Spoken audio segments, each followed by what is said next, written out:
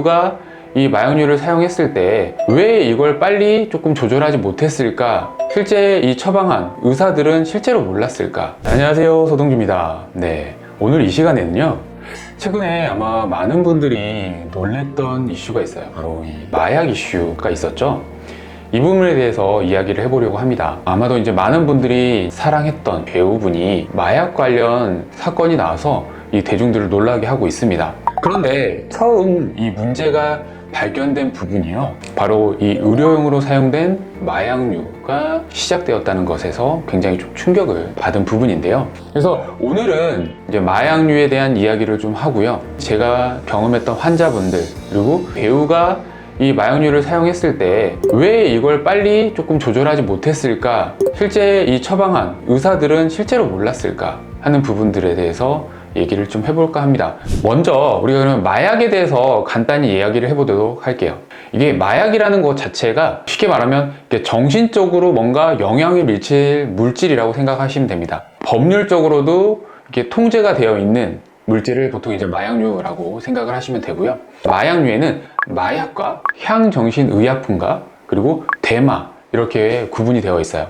그래서 마약에는 우리가 이제 보통 알려져 있는 이 양귀비에서 추출하는 이 아편과 이제 코카인과 같은 천연 마약류가 있고요. 실제적으로 의료 현장에서는 대표적으로 많이 쓰는 약제가 바로 몰핀이거든요. 혈관 수술을 하잖아요. 대동맥 박리나 심근경색 환자분들이 오시면 실제로 몰핀을 써야 되는 경우도 있어요. 통증이 계속 지속되게 되면 교감신이 흥분되면서 혈압도 올리면서 더 진행될 가능성이 있기 때문에 통증 조절을 해줘야 되거든요.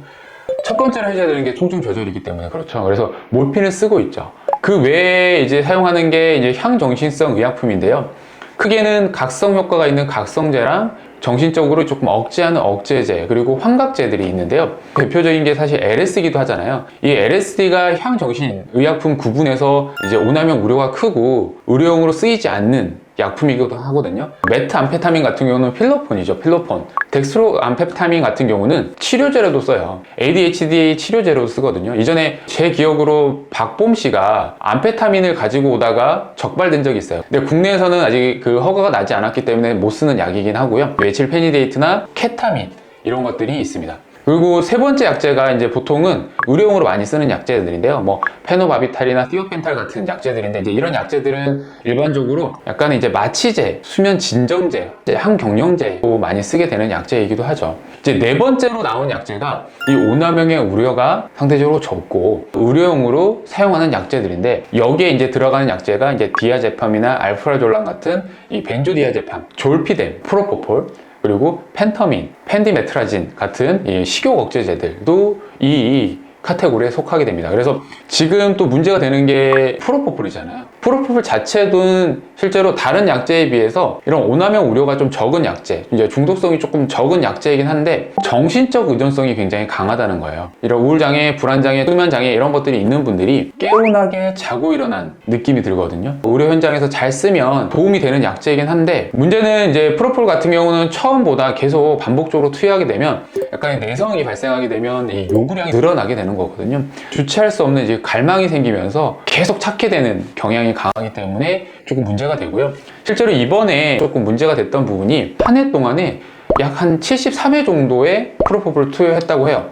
4,000ml가 넘어가는 양량을 썼다고 하거든요. 병원 측면에서 걸러야 되는 측면이 있었는데 이걸 못한 측면이 분명히 있었습니다. 그래서 병원들마다 이거를 추적할 수 있는 시스템이 없어요. 없기 때문에 사실 문제가 된 부분인 것 같습니다. 이 부분은 조금 뒤에서 다시 정리해서 말씀드리도록 할게요.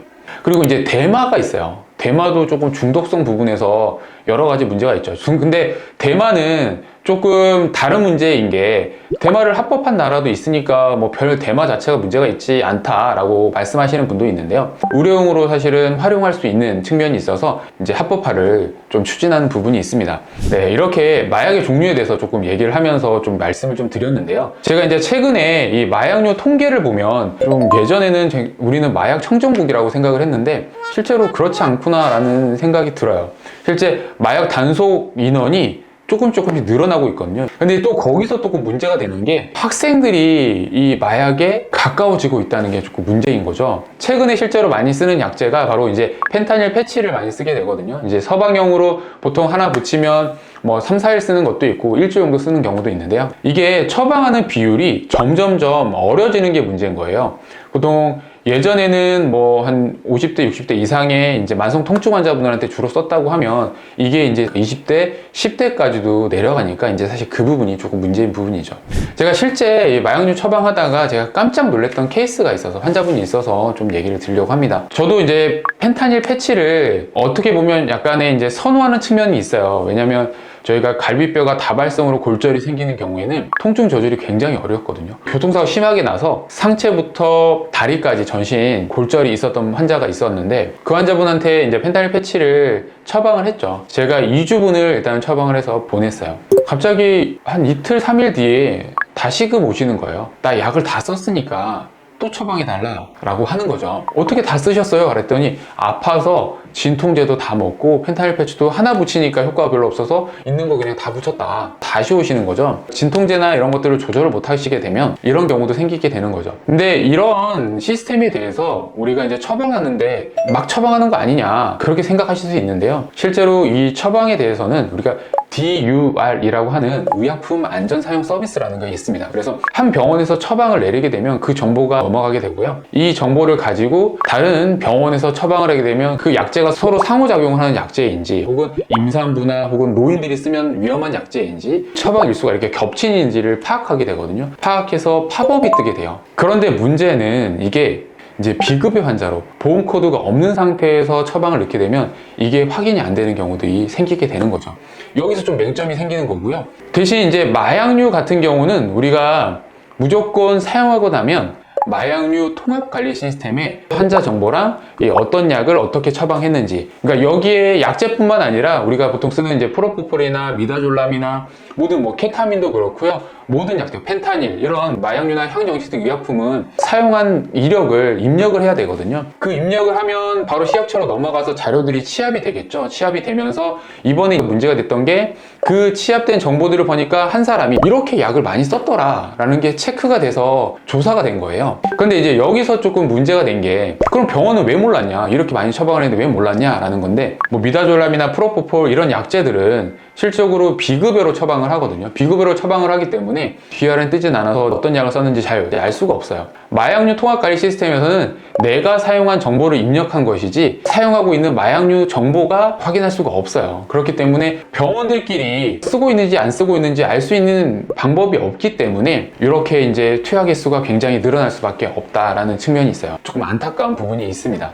이런 부분에 있어서 의료진도 의료진이고 이제 국민들도 이 마약류에 대해서 한번 생각을 좀 해보시고요. 경각심을 가지시는 시간을 가지셨으면 좋겠습니다. 혹시나 마약류나 이런 부분에 대해서 궁금한 점이 있으시면 댓글 주시면 제가 답변 드리도록 하고요. 네, 이번 시간도 유익한 시간이셨으면 좋겠습니다.